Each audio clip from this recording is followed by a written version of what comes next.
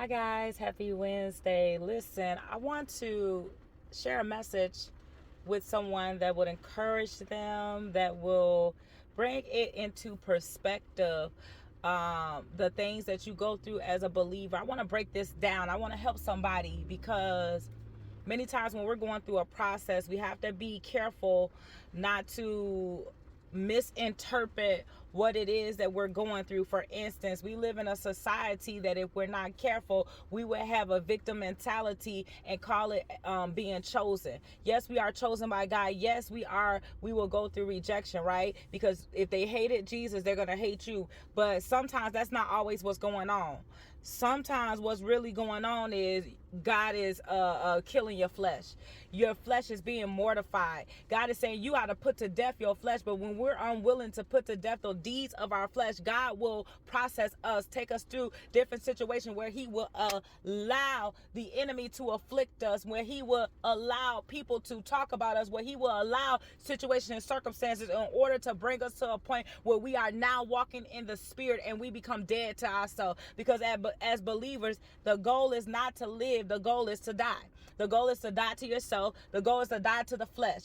And there's nothing good that can come out of the flesh. So if we try to spare the flesh, keep the flesh, and also say we love God, we can't do that. We cannot walk with God and walk in our flesh. We have to kill this flesh. And so what that looks like is being talked about. What that looks like is these demonic cycles and systems being set up against you, and you feel like the odds are stacking against you, and you wonder why every place you go, you're going through the same thing, because God is trying to get your attention and kill something in you.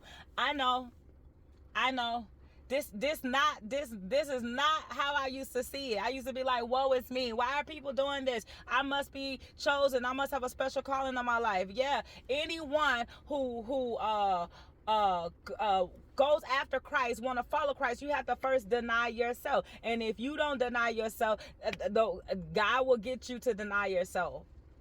We have to mortify. That's to put to death this flesh. And so excuse me, my God, what you may be going through is just simply a process. People don't even know that they're doing what they're doing to you. People don't even know what they're saying. The enemy is triggering you, and people are not doing it on purpose, but God is allowing it. God is allowing you to be annoyed. God is allowing you to be uncomfortable. God is allowing you to be, to feel like I just don't fit in, because he need for you to die. He need for you to die. It's not an easy process. I'm telling you, God don't play about you. God don't play about me. God don't play about us. If he has a calling on your life and he got something for you to do, he will process you. He will make sure that when you walk into that calling, that you are fully equipped and ain't nothing gonna take you down. Not no gossip, not no backbiting, not no two-facedness, not nobody talking about you, not nobody sending subliminal messages, not nobody putting you down. Rejection, feeling overlooked, feeling left out, it's gonna be nothing to you. Because how can you kill a dead man? My God. How can you kill a dead man? And right now, I'm looking over in the sky right now. There's a rainbow. There's a promise. God is going to fulfill his promise. So I know this message, there's a sign here. My God, this message is for somebody. How can you kill a dead man? So, I was in my car. I'm like, I'm dying. I am dying. That pain that you feel is not worthy to be compared to the glory you that shall be revealed later on. Minor afflictions.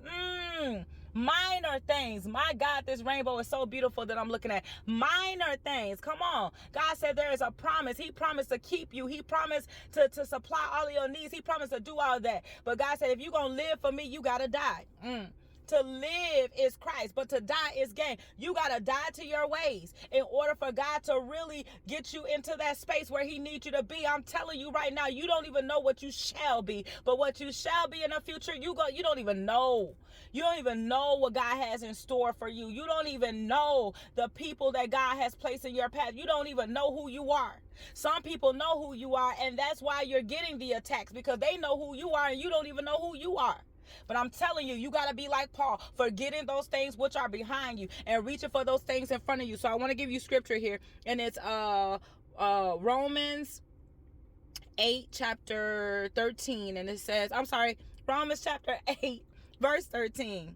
It says, for if you live according to the flesh, you will die. But if by the Spirit you put to death the deeds of the body, you will live. So it is our responsibility to put certain things to death. That is why you will continuously be hurt, disappointed. Like, all these things are going to happen because you have to put to death your expectations of this world. My God, I know I'm speaking to somebody and I'm speaking to myself. You have to put to death the expectations of this world. The world is the world and God is God. The world is the world. Come on. People are people. All day long they are. And so you have to put away the expectation of what you think that this world should be and put on Christ. You got to put off that old man. Come on. Because some of you're not a bad person, but it's not your righteousness that God is looking for. He's not looking for your goodness and your righteousness. And sometimes that got to die in some people because you're looking at it like, okay, I'm going to do this. I'm going to remain good. I'm going to do this. I'm good to myself. But he's looking for somebody that will sit and that will die to all of their ways, to their old ways. So I don't know who this message is for. It's for me and it's for somebody else. God is looking for you to die. God is looking for you to die. So I love you. I love you. I love you. I'm in my car, so I'm looking at people at the same time, but I don't know. This message is for us. We got to die in this generation. We got to die in this generation. We got to be willing to die. We got to be willing to go through suffering. And you know what? I'm going to tell you like this. I was a runner. I will always run. I mean, I'm telling you, even now, I be like, I ain't got to deal with this, you know? I ain't got to put up with that. But I realized I was running into the same thing everywhere I go. So who's the common denominator? And it's not about you. It's just that God is trying to pull out those things that cannot go into your next. And he wants you to be more like him instead of like yourself. That doesn't mean that you don't have a personality. That just means that you walk in the characteristics of Christ. In order to do that, you can't do it in your own strength. You can't try to be good. You can't try to be Christ-like. You just got to die and let God do what he's going to do in you already. He already know who you are. So I want to encourage you to hang on in there. Hey, hang on in there. Don't give up because you're just going through a process and you're dying. That's all. So I love you. God bless.